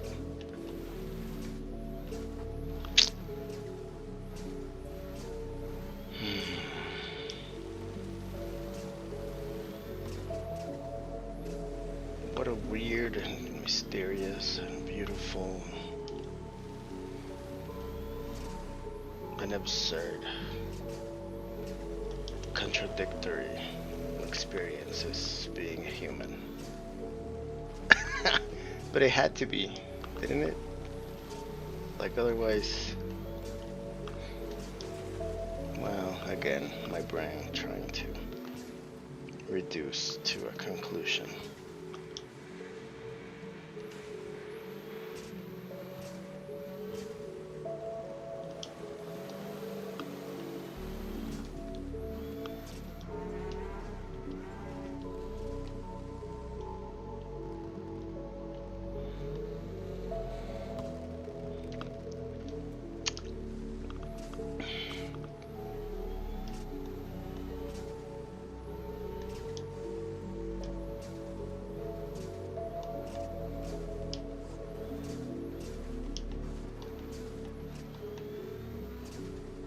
And so I was thinking, would I be embarrassed if my kid, my unborn kid, boy or girl, or whoever finds this, would I be embarrassed? And maybe, but that doesn't mean I don't want them to hear it, or I would keep it away from them.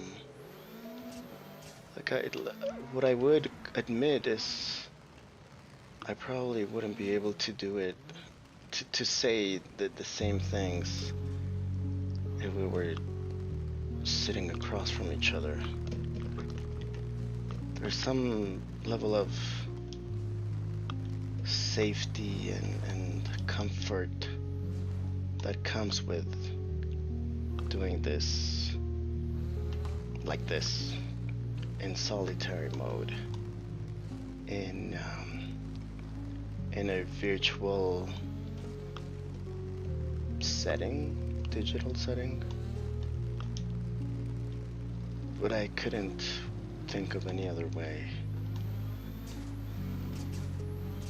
to land, for me to work, for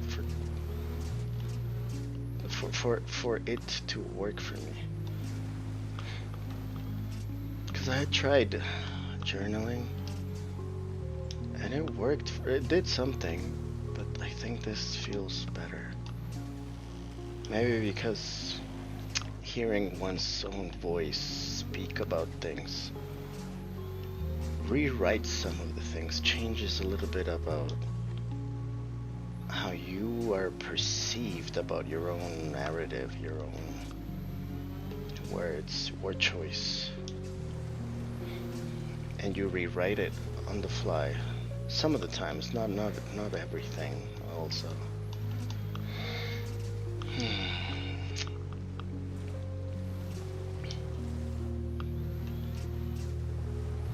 But if I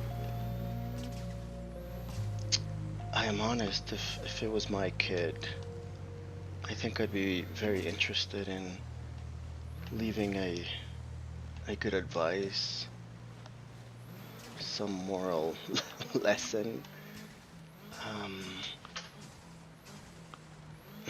some pieces of wisdom, not just, oh, I'm sad, I'm lonely, and there's no meaning, and we're all gonna die. While mostly, maybe, all those things are mostly true, they are also useless.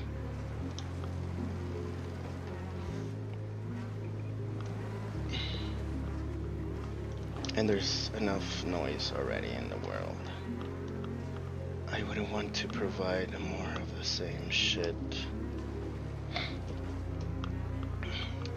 But also don't overcommit, don't promise things I can't provide. And be honest, right? Like I'm just another human like you.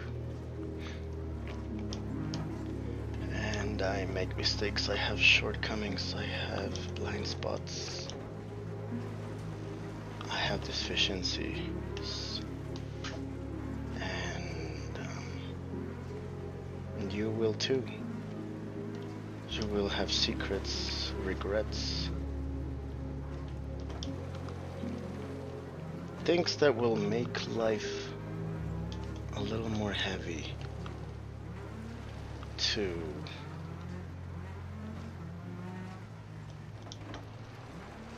endure, to live through.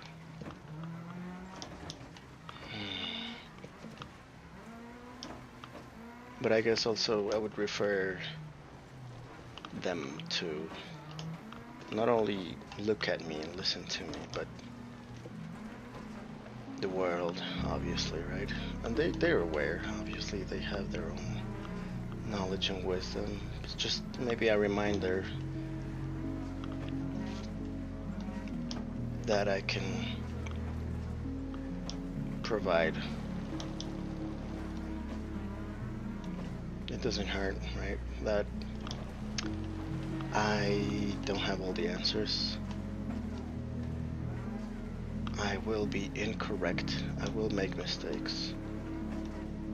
I will think stupid things. I will believe stupid things. Just as any other human in planet Earth. It's just that maybe some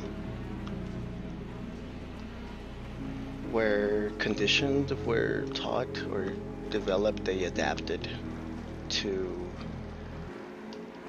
a form, an environment, a life where they needed to be extra confident, extra self-assured. Some were more vengeful than others, some were more aggressive, some were more empathetic than others, some were smarter, some were more compassionate.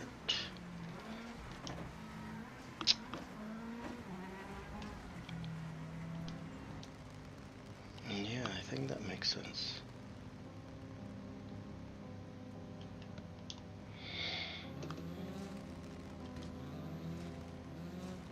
And that I'm continuing, I'm still learning to live, just as everybody else. Many things are uncertain in the world, and I feel like this also because I don't have a routine, a job, friends or family of my own that are close, that I get to talk to on a daily basis, or not necessarily daily, but at least it's not those relationships where I could just meet them like once or twice a year, right? But there's more. Yeah,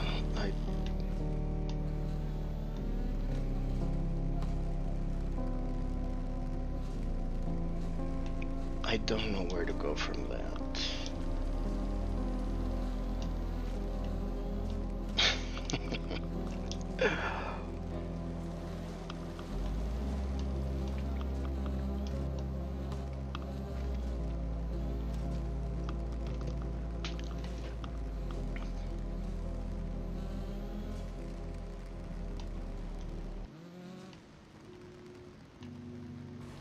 Oh, wow.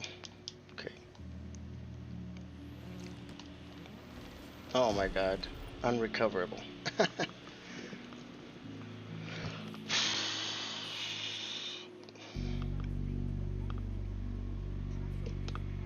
think it's a good sign to use to call it a day now. 13 to 16. 25 minutes.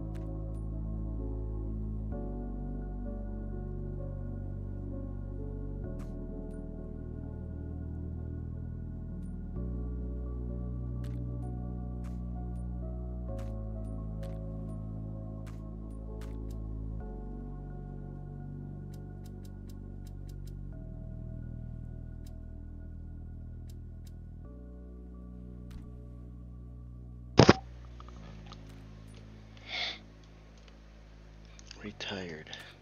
Do I get to go again? Or no?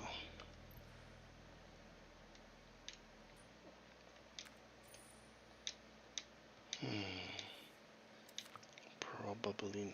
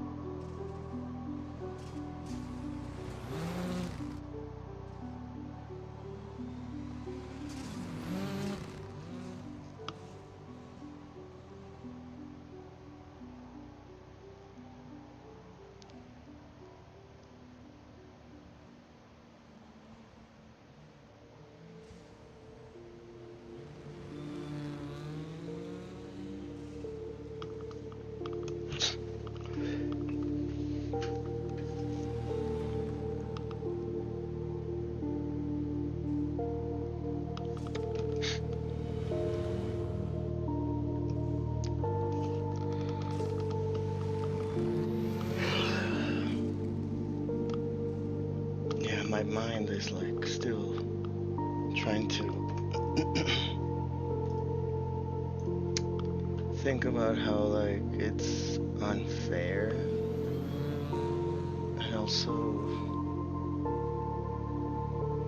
impossible, or maybe better said is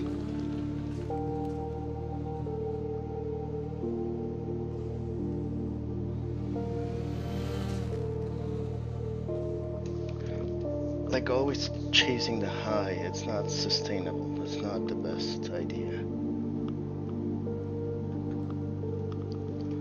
right? Because as by definition, as you go up, you will go down, and sometimes a rebound is worse than anything previous.